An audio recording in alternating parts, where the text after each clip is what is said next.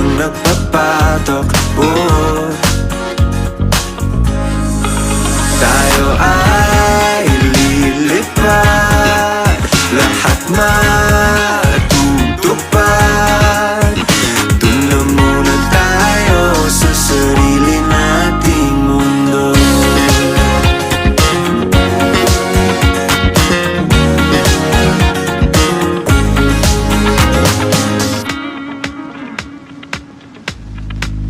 Tayo ay